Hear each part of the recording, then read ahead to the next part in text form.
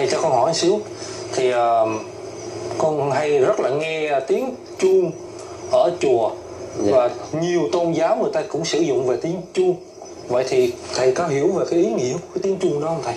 Con thì không được hiểu về ý nghĩa cái chuông đó theo kinh sách, nhưng mà họ nói là chuông là gọi là rung chuông, rung gọi là để thức tỉnh cái chuông. Gọi là mõ thì bỏ mà, chuông thì rung gọi là trước khi đánh là rung cái chuông đấy, rung động để mà sự tỉnh thức của mình đấy. Chuông là báo động ha. Chẳng hạn như là mọi người mà thường cái gì đấy là con cũng nói cái sự sơ sơ thế thôi, chứ con cũng không biết ý nghĩa nó còn nhiều lắm. Nhiều khi người ta có thể là trí tuệ người ta đạt cao hơn, người ta hiểu chỗ này chỗ kia đấy. Gọi là chuông thì bỏ, mõ thì bỏ, rung chuông đấy. Là cái câu kệ của nó như gõ mõ thì nhớ bỏ. Mõ chuông mõ đó. Ở trong đó để có một cái lời cảnh báo cái thức tỉnh của họ, nói chung để họ có cái nhất thiết của họ, giống như trong một cái nội quy hay là một cái gì nhất thiết của họ đó. Vậy là cũng hiểu nôm na nó sơ sơ là như vậy thầy á. Tại vì con thấy là gần như là tôn giáo nào cũng sử dụng đến tiếng chuông nhiều. Kể cả như bên Phật giáo mình thì không nói rồi. Rồi bên Thiên Chúa giáo cũng có tiếng chuông. Tới giờ á thầy, lắc chuông thông báo. Đây là thông báo để cái tín hiệu để mà mình giờ ăn cơm, hay ở nhà tù cũng thế, ở bệnh viện cũng thế, hay là ở quân đội cũng thế, có chuông có kẽng. Nhưng mà đa số là bên chuông nhà chùa thì có cái đại hùng chuông đó này họ lại khác. Họ dùng nhưng mà cũng chuông, nhưng mà cũng có khi là cái mục đích khác cái cùng tựa. Tại vì rung chuông, tại vì giờ họ đánh cái mục đích là thường để thức tỉnh ở trong để tỉnh giúp cho mình tỉnh thức ở trong cái màn tối tăm của mình thôi.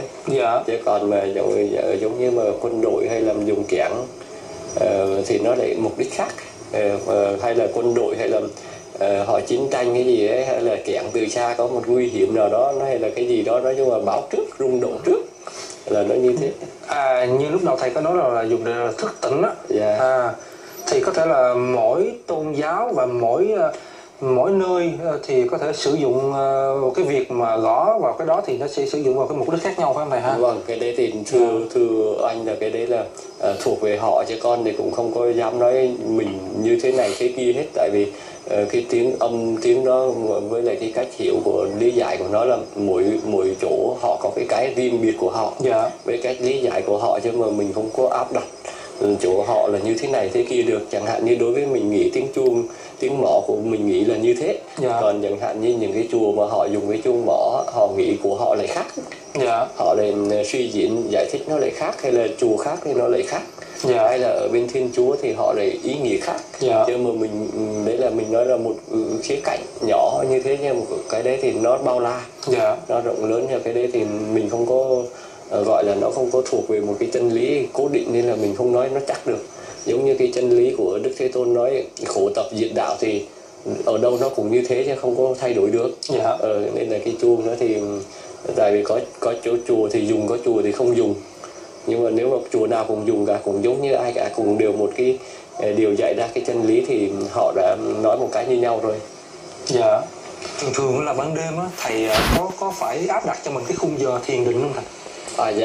Có chứ, mình cũng phải thiền định của mình thì giờ cũng chưa dám nói là thiền định đâu. Giờ mình ở những nơi vắng vẻ, cuộc sống đây là cuộc sống của con thì cũng không có cầu mong gì thành đạo to hơn cả, nhưng mà đây là cuộc sống suốt đời. Ba y một bát với ở hang đá với lại núi rừng như thế này, giờ thiền thì ban đêm ban đầu như thế này mình ngồi thiền tỉnh thức, mình nhớ tập ngồi tư thế kiết già, tỉnh thức lưng thẳng, tỉnh thức mình tập cái định niệm hơi thở, kiên trì như thế. Rồi đêm khuya mà mệt quá thì mình ngủ dậy rồi thì mình lại tỉnh thức sớm rồi mình lại dậy, mình kiên trì mình tập nữa.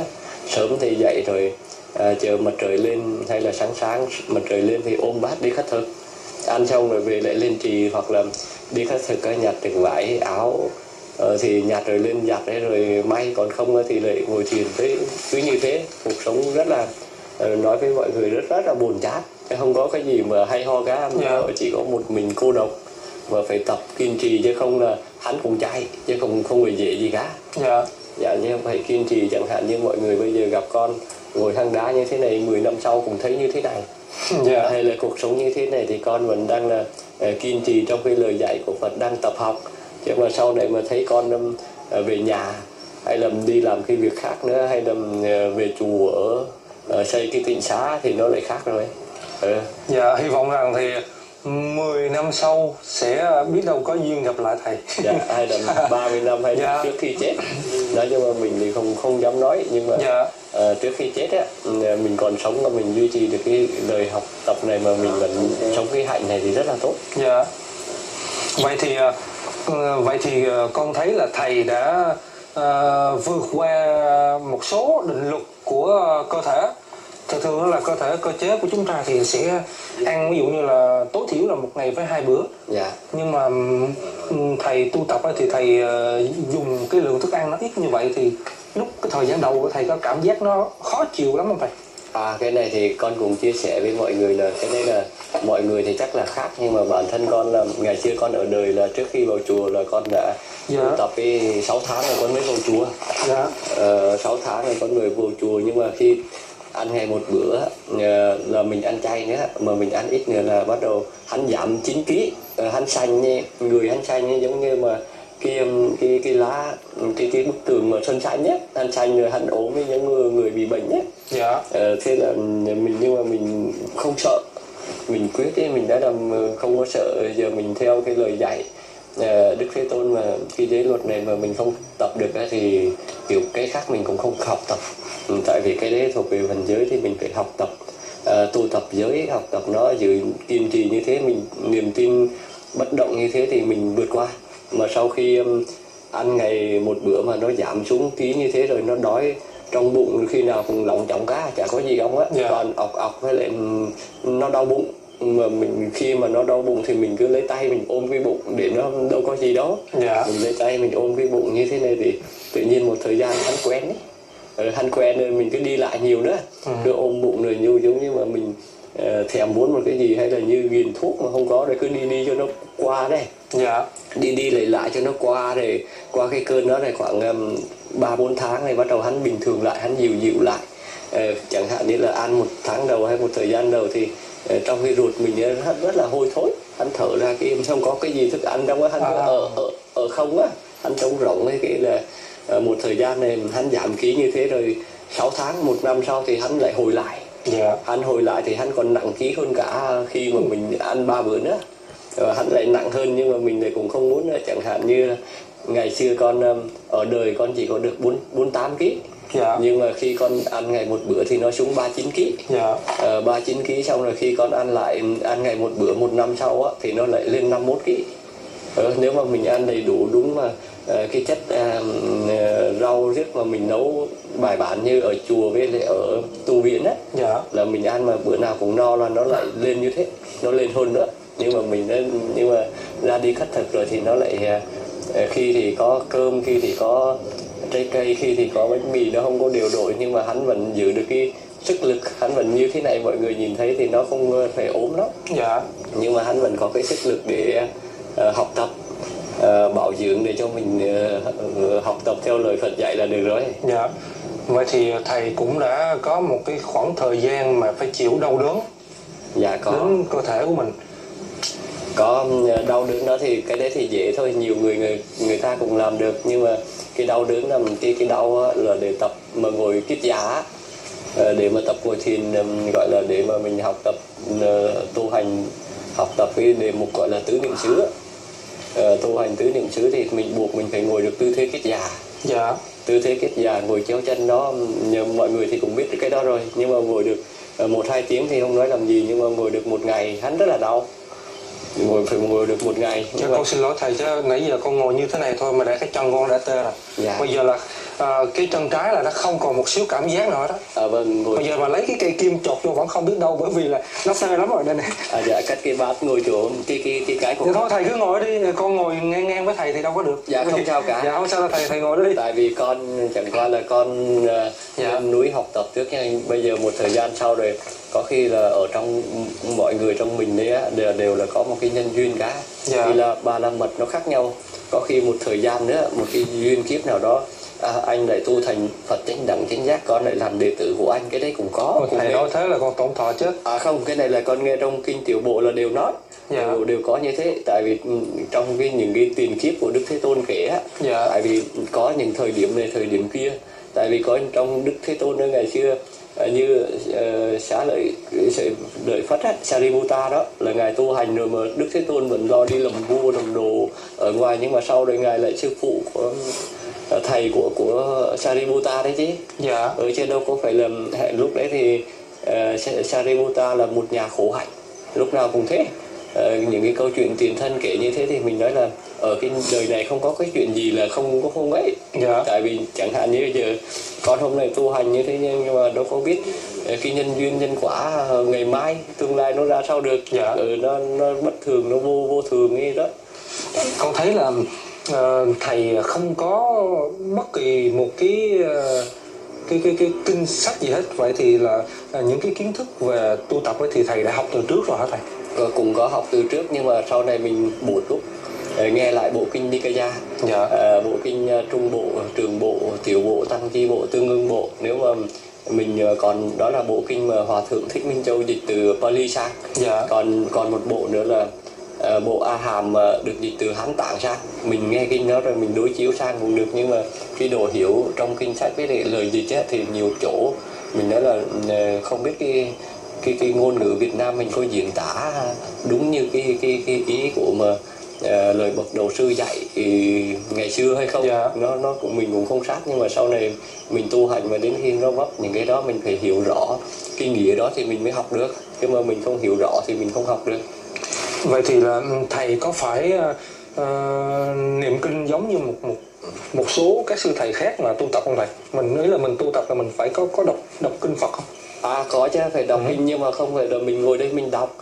Hay chẳng hạn như giờ Đức Phật dạy ở trong kinh đó là ngồi kiết già lưng thẳng, tránh lựa đến một khu rừng hay gốc cây hay hang đá, ngồi kiết già lưng thẳng để niệm trước mặt chánh niệm tôi biết tôi thở ra, chánh niệm tôi biết tôi thở vô. Như thế thì mình cũng nghe đó, mình làm theo chứ đâu có đọc gì nữa. Mình tới đó mình ý thức mình làm theo, mà mình không, chẳng hạn như mình tới mình ngồi được tí đau quá mình bỏ mình chạy thì đâu có làm theo nữa. Mình ngồi đó mà nó đau, biết là mình ngồi cái tư thế nó đau thì mình phải tập cái tư thế kiên trì. Mình vượt qua cái đau đó thì chẳng hạn như là cái đấy là như anh hồi nãy nói là cái đấy là rất là đau, chứ còn so với cái mà để ăn ngày một bữa thì nó không ra gì cả. Cái này nó đau nó không phải đau một ngày mà nó đau cả năm. Là khi mà ngồi á thầy? Nó đau cả năm, nhưng mà khi mà ngồi cả năm xong rồi nó hết ý. Nó đau nhẹ, nó êm ấy. Nó đau nhẹ lại, giờ ngồi tới sớm mai nó cũng không đau nữa. Khi mà mình qua đó, mình vượt qua được là nó ngồi được lâu dài thì các vị kia mới ngồi được nhiều ngày được. Thì mà muốn cái gì thì mình phải tập thì mới có học tập. Con thấy có một cái điều mà lạ, thường thì chân của mình khi mà mình gặp lại như vậy thì máu nó sẽ không có lưu thông. Vậy thì làm sao làm như thế nào mà để các chi ở chân nó vẫn hoạt động bình thường? Như thế thầy nói là bây giờ thầy ngồi tới sáng cũng không thấy đâu. Con thấy hay dữ ta. Ngồi tới sáng thì mình vẫn đứng dậy đi bình thường thế thôi, chứ cũng không cần phải là massage 15 phút hay cái gì cả. Tại vì cái đây là thuộc về cái lời dạy của ngày xưa. Con cũng sợ nói là nó hư chân hay là này nọ, nó không lưu thông. Nhưng mà khi mình gìn giữ giới luật, gìn giữ giới luật rồi mình kham nhẫn, mình kiên trì cái cảm thọ đó thì tự nhiên nó vượt qua, nó cho mình an ổn, nó khắc phục được, nó chịu được thì mình nói cái đây lời dạy này là đúng, không có sao cả. Tại vì nếu mà mình ngồi mà nó hư hại hay là đứng dậy rồi không đi được là mình như mà nói là nó gấp tê tay tê chân đấy.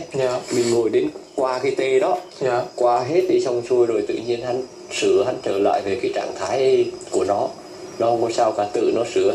Con cũng bị là nó gấp cái gối, nó sưng 26 ngày thì chừng sau mà có một cái giai đoạn nói chung là tập cái này thì cái thọ này nó ai mà nhùng một cái thì không vượt qua được, nó đau với lại sợ hư chân, sợ liệt ấy.